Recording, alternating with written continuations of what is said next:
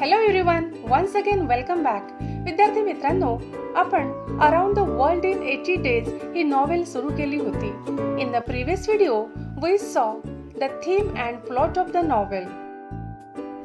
In today's video, we shall see the synopsis, means the short summary of the chapters 34 to 37 of this novel and the main characters in the novel. So, let us start. In the previous video, we have seen that Phileas Fogg has accepted the bet of completing the travel around the world in 80 days. आपण पाहिलं होतं की Phileas fog हा एक wealthy gentleman आहे, अतिशय श्रीमंत माणूस आहे, पण त्याला ॲडव्हेंचर्स करायची खूप हौस आहे आणि तो रिफॉर्म क्लबमध्ये बेट म्हणजे पैज लावतो. 20,000 पाऊंडला कोणती पैज असते? 80 दिवसात संपूर्ण जगाचा प्रवास पूर्ण करण्याची. He started his journey on 2nd October 1870 at 8:45 PM. त्याच्यासोबत कोण असतो प्रवासामध्ये? त्याने नव्यानेच नोकरीला ठेवलेला त्याचा पर्सनल अटेंडंट पासपार्टू हा त्याच्यासोबत असतो. इंग्लंडला परत येताना औडा नावाची इंडियन पारसी प्रिन्सेस सुद्धा त्यांच्यासोबत असते. तिची त्यांनी सुटका केलेली असते. कुठून? कारण तिच्या म्हाताऱ्या नवऱ्याच्या मृत्यूनंतर लोक तिला सती जायला भाग पाडतात. फिलियस फॉग आणि पासपार्टू यांनी तिची तिथून सुटका केलेली असते आणि नंतर औडा त्यांच्यासोबत इंग्लंडला येत असते. As soon as Fogg, Auda and Passepartout arrive in Liverpool, Fix arrests Fogg. Why?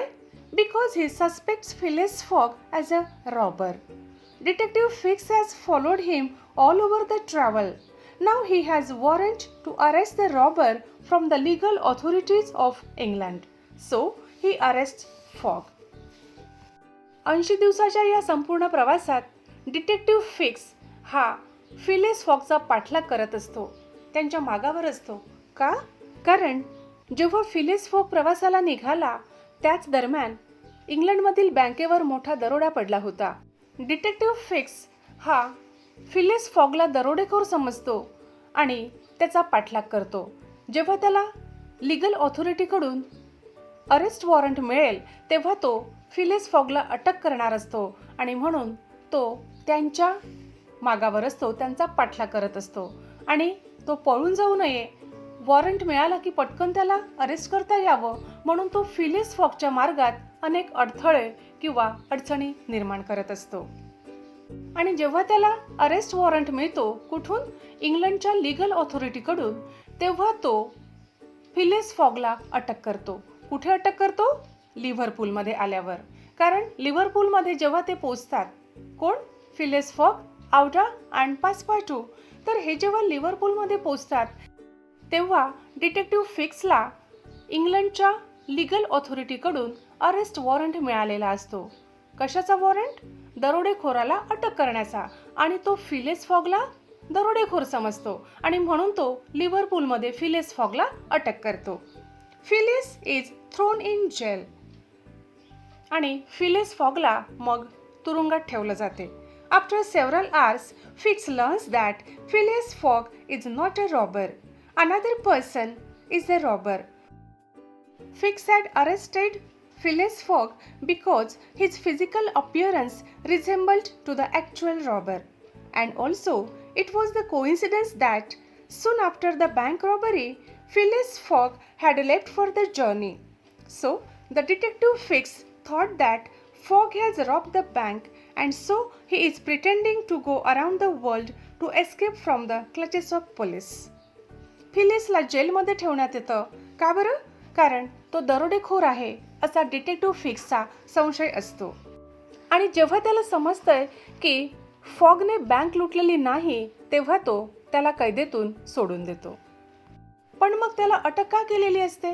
कारण ज्या व्यक्तीने बँक लुटलेली आहे तो दिसायला फिलियस फॉग सारखाच असतो. आणि कोइन्सिडन्स म्हणजे योगायोग असा असतो की जेव्हा फिलियस फॉग प्रवासाला निघालेला आहे त्याच दरम्यान बँकेवर दरोडा पडलेला असतो आणि म्हणून फिलियस फॉग यानेच बँक लुटली आहे आणि आता पोलिसांच्या तावडीतून किंवा कायद्यामधून सुटायला तो जगाच्या प्रवासाला चालला आहे असं डिटेक्टिव्ह फिक्सला वाटत असते. खरं तर तो आपली ड्युटी करत असतो, पण त्याचा संशय पक्का असतो आणि म्हणून या संपूर्ण प्रवासादरम्यान त्याने फिलियस फॉगचा पाठलाग केलेला असतो. When the detective Fix comes to know that Fogg is not a robber but another man has robbed the bank, he releases Fogg. जेव्हा दुसरी व्यक्ती रॉबर आहे हे त्याच्या लक्षात येते, तेव्हा तो तुरुंगातून फिलियस फॉगला सोडून देतो. Fogg has to reach London in the scheduled time, means in 80 days. फॉगला 80 दिवसामध्ये लंडनला परत यायचं असते. So he orders a special train आणि आता लवकर परत जाता यावं म्हणून तो लिव्हरपूलपासून स्पेशल ट्रेन मागवतो. कुठे जायला? लंडनला परत जायला. Still he arrives in London late. Everyone is disappointed because the deadline for the bet has passed. वेळ संपलेली असते म्हणजे 80 दिवस पूर्ण झालेले असतात आणि म्हणून हा बेट हरला म्हणून प्रत्येकजण निराश झालेला असतो. कोण कोण निराश होतात? Phileas fog, Auda and Passepartout. Phileas Fogg is a cool person, but for the first time in life, he is depressed. Auda and Passepartout are so worried that they can't eat or sleep. Phileas Fogg अतिशय cool person आहे. त्याला राग येत नाही, त्याला कुठल्या गोष्टीची चिंता वाटत नाही, पण पहिल्यांदा तो डिप्रेस होतो कारण त्याने हातात घेतलेलं काम पूर्ण झालेलं नसते. आउडा आणि पासपार्टू सुद्धा अतिशय चिंतेत असतात आणि म्हणून ते काही खातही नाही आणि झोपत पण नाही. That evening Fogg apologizes to Aouda आणि संध्याकाळी फॉग मग आउडाची माफी मागतो. कशासाठी? Because now he is unable to provide her comfort as he has lost the bet now. कारण त्याने आता पैज हरलेली असते आणि आउडाला तो आता कुठलीही कम्फर्ट म्हणजे काही सुखसोयी देऊ शकत नाही असं त्याला वाटतं. 80 दिवसाच्या या जगभराच्या प्रवासात त्याच्याकडला पैसा पूर्ण खर्च झालेला असतो आणि आउडाला आपण आता सुखसोयी देऊ शकणार नाही असं त्याला वाटते आणि म्हणून तो तिची माफी मागतो. But she is loving and generous. She proposes fog for marriage and he joyfully agrees. पण त्याने पैज हरलेली असताना सुद्धा आउडा त्याला लग्नासाठी प्रपोज करते आणि फॉगला या गोष्टीचा अतिशय आनंद होतो. He becomes ready. He joyfully agrees for the marriage.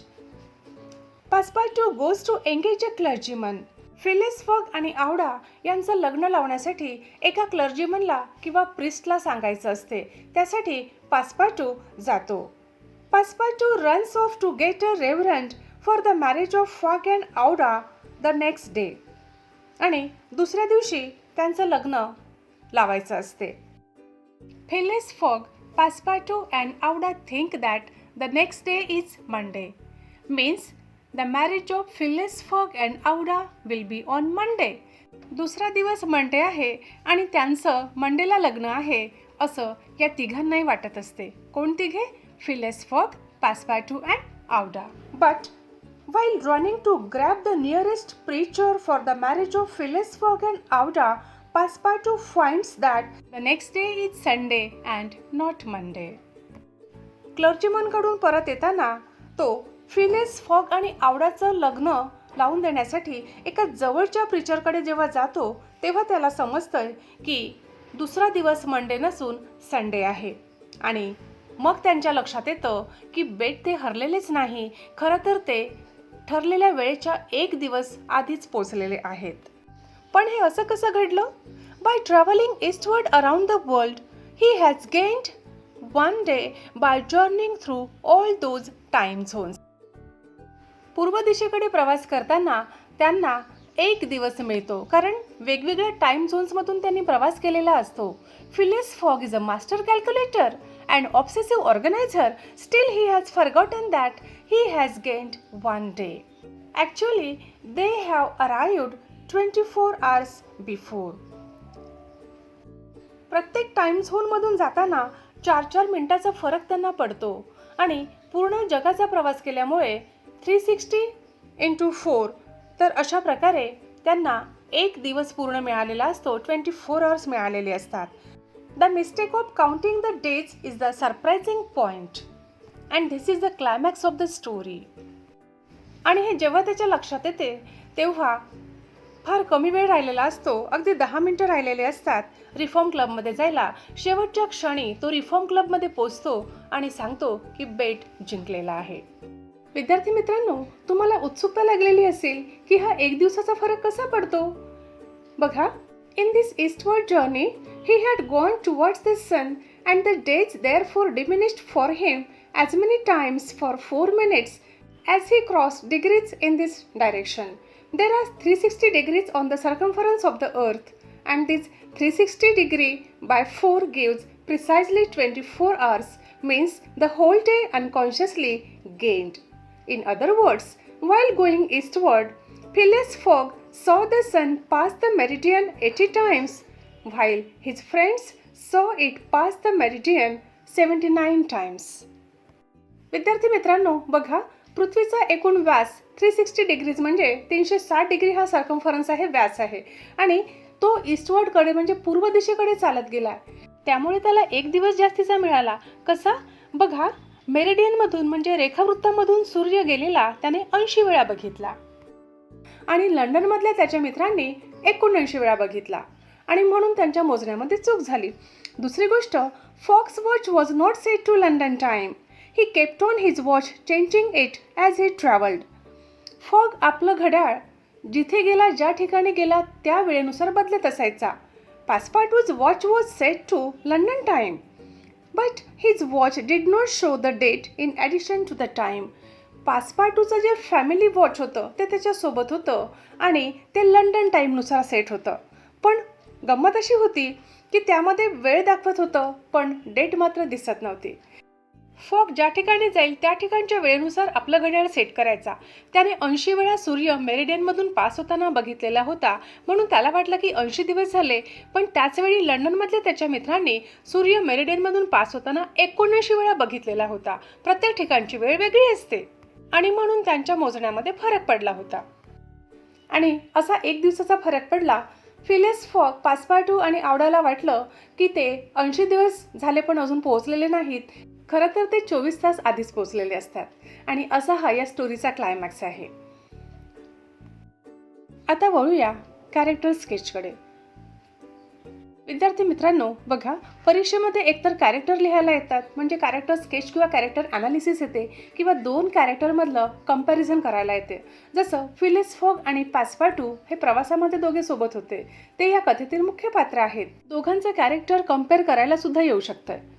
For example, Phileas Fogg is as cool as a cucumber, whereas Passepartout is as crazy as a loon.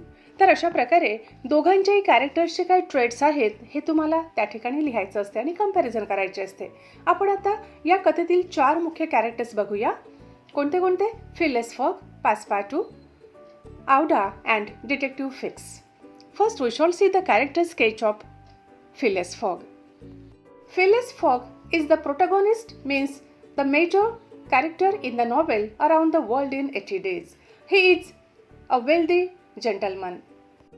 He is brave, determined and tolerant. He accepts the challenge to go around the world in 80 days. To accomplish this feat, he goes through various lands and meets with diverse adventures. He completes his journey overcoming all the obstacles. He has the power of adjustment, perseverance and the ability of quick thinking. He lives a solitary life before his journey, but in his journey, he rescues a Parsi Indian princess Auda and wins her heart. He understands the importance of human connections during his journey. For Phileas Fogg, honor is more important than money. Phileas Fogg हे कथेतील मुख्य पात्र. तो अतिशय brave आहे आणि दृढनिश्चयी आहे आणि सहनशील आहे. तो अतिशय कूल पर्सन आहे आणि कमी बोलणारा आहे. अतिशय श्रीमंत असा तो एक सभ्य गृहस्थ आहे. तो संपूर्ण जगाचा प्रवास 80 दिवसात पूर्ण करण्याचा चॅलेंज ॲक्सेप्ट करतो आणि प्रवासाला निघतो. प्रवासामध्ये त्याला अनेक अडथळे येतात पण ते सर्व तो सहज पूर्ण करतो आणि त्याच्यावर मात करून आपला प्रवास पूर्ण करतो. प्रवासाला निघण्याच्या पूर्वी तो एकाकी जीवन जगत असतो पण प्रवासामध्ये त्याला भारतात पारसी प्रिन्सेस आवडा भेटते आणि तो तिचं हृदय जिंकतो. नंतर आवडा त्याला प्रपोज करते. बघा, त्याच्यासाठी पैशापेक्षा ऑनर हा जास्त महत्त्वाचा आहे, सन्मान जास्त महत्त्वाचा आहे आणि हातात घेतलेलं काम पूर्ण करण्याची त्याची वृत्ती आहे. तो आधी एकाकी जीवन जगत असतो, पण मानवी नातेसंबंधांचं आणि प्रेमसंबंधांचं, मैत्रीचे असो किंवा प्रेमाचे संबंधांचं महत्त्व जीवनात काय आहे हे त्याला या प्रवासादरम्यान समजते. Next character is Passepartout. Passepartout is one of the major characters in the novel. He is the newly employed French valet, means the personal attendant of Phileas Fogg. He accompanies Phileas Fogg in the journey around the world. He has the ability of quick thinking. He accepts Fogg as his master in this journey. He is loyal and obedient to Phileas Fogg. He faces all the obstacles in their journey. He trusts Fogg's integrity. He is a comic person and becomes dear to the readers with his good sense of humor. He is honest, tolerant, and brave. When Fogg is arrested, Passepartout thinks that he is the cause of his misfortune. Passepartout कोण आहे? Phileas फॉगने नव्याने नोकरीला ठेवलेला त्याचा personal attendant आहे. आपल्या मास्टरशी म्हणजे Phileas फॉगशी तो प्रामाणिक असतो, अतिशय ब्रेव आहे, सहनशील आहे आणि प्रवासामध्ये तो फिलियस फॉगला पूर्ण वेळ सोबत करतो. फॉगला जेव्हा अटक होते तर पासपार्टूला वाटतं की तो त्याच्या अटकेसाठी नक्कीच कारणीभूत आहे. का? कारण डिटेक्टिव्ह फिक्स हा त्याच्या मागावर असतो, त्यांचा पाठलाग करत असतो. हे पासपार्टूच्या लक्षात आलेलं असते, पण तो त्यावेळी फॉगला सावध करत नाही, फॉगला सांगत नाही. जर त्याने फॉगला सांगितलं असतं तर फॉग नक्कीच सावध झाला असता आणि आपण कसे निर्दोष आहोत हे त्याने त्याला पटवून दिलं असतं आणि फिक्स परत गेला असता. आणि म्हणून पासपार्टूला वाटत असतं की याच्या अटकेला आपण कुठेतरी नक्कीच कारणीभूत आहोत. आपल्या गमती स्वभावामुळे, सेन्स ऑफ ह्युमरमुळे तो वाचकांना प्रिय होतो. Then Auda. Auda is a Parsi Indian princess. She is the daughter of an Indian Parsi merchant. She is married to an old Raja against her will. She is forced to sacrifice her life as Sati after the death of her old husband. Thus, she has a very difficult time in India. She is very much grateful and thankful to Fogg and Passepartout for saving her. She is strong and courageous. She accompanies Fogg and Passepartout in their journey. She is very loving, caring and beautiful. She is kind-hearted. She blames herself for being the cause of delay in Fogg's return to London. She is ready to marry Fogg even though he has lost the wager and has no money. Auda ही एक Indian Parsi princess आहे. एका व्यापाऱ्याची मुलगी असते.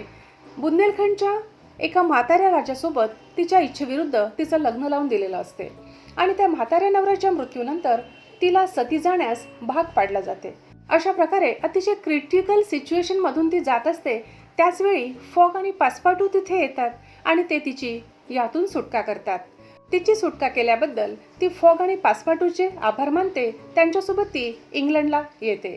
तिला असं वाटतं की माझ्यामुळे यांना प्रवासामध्ये उशीर झालेला आहे, माझ्यामुळे फॉग वेळेत पोहोचू शकला नाही, म्हणून ती स्वतःला दोष देते. ती अतिशय स्ट्रॉंग आहे आणि धैर्यवान आहे. प्रवासामध्ये ती त्यांना सोबत करते. प्रवासामध्ये अडथळे येणार आहेत हे माहीत असूनही ती त्यांच्या सोबत येते, म्हणजे ती करेजियस आहे. फिलियस फॉग बेट हरतो, म्हणजे त्याच्याकडे आता पैसे नाहीत हे माहीत असून सुद्धा ती त्याला लग्नासाठी प्रपोज करते. Then detective Fix. Detective Fix follows Fogg all over the travel. He believes that Fogg is the bank robber who has robbed a great sum from the Bank of England. He puts obstacles in Fogg's path just so that he can arrest him whenever he gets the warrant from the legal authority of England. He arrests Fogg as a part of his duty but releases him when he comes to know that Fogg is not a robber. Fix detective आहे आणि Phileas fog याने इंग्लंडमधील बँकेवर दरोडा घातला असं समजून तो संपूर्ण प्रवासामध्ये फिलियस फॉगचा पाठलाग करत असतो आणि जेव्हा त्याला इंग्लंडच्या लीगल ऑथॉरिटीकडून अरेस्ट वॉरंट मिळेल तेव्हा तो फिलियस फॉगला अटक करणार असतो. फिलियस फॉग पळून जाऊ नये म्हणून तो त्यांच्या प्रवासामध्ये खूप अडथळे निर्माण करतो. जेव्हा त्याला अटक वॉरंट मिळतो तेव्हा तो फिलियस फॉगला अटक करतो.